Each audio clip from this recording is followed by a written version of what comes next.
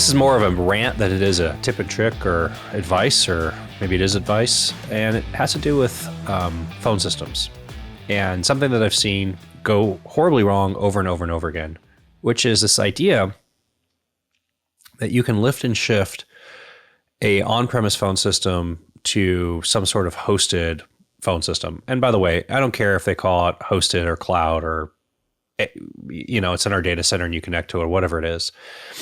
And without getting way too technical on this, I'm going to tell you why.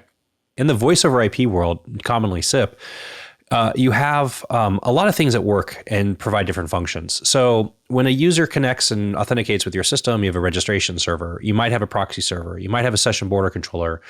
You have some sort of a media, and this is typically expressed in a bunch of different ways. But the big issue here is that when a system is on premise and you have direct access between media and the server, aka the phone can connect to the server directly that's in your office, versus taking it off premise, things have to change and behavior has to change. So one of the basic things, for instance, is if you have shared line, and you want to have a phone with a boss and their assistant, or you just want to have an extension, a line that shows up on multiple devices at the same time.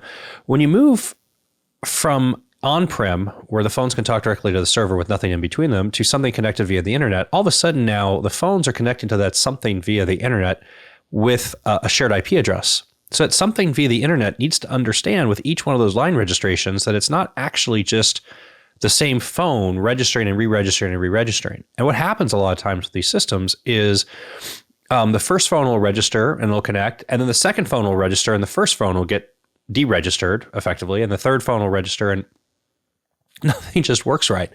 The second place where this creates a big mess is usually in contact center software. So if you're using some sort of on-premise phone system with an on-premise contact center, that on-premise contact center is injecting itself into the media path, and it's either functioning as what's called a B2B UA, a back-to-back user agent, or there's something else going on, but it can effectively sit and function in between what you would consider to be like your PBX, your server, your phone server, your phone system server, and the actual phone itself.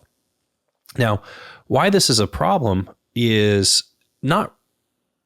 First off, it's the same problem as what I was saying before. Just moving this into the cloud or moving this onto the internet causes complications. But usually in a contact center, you have a piece of software that's running on the agent's desktop that's actually doing things for you. So it could be as basic as screen pop. So when you receive a phone call, your application can pop up, your CRM can load on the screen automatically with the caller details, or you're maintaining dispositions, or you have a dialer software, all these different things.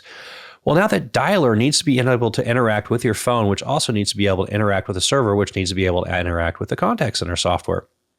Now, if you just go and lift and shift and try to lift and shift this whole thing into the cloud, basically off your premise into somebody else's platform, your network architecture has to change as well. So now the phones are usually on their own VLAN with their own VPN connected into the provider's network, but your desktops also need to be able to connect via a VPN and connect onto the provider's network. And then if you introduce remote or work from home stations, this complicates things even further, because now are these phones behind a VPN with access into the provider's network? And then what are you doing with that VPN? Does that VPN need to connect to your corporate resources, or does that VPN need to connect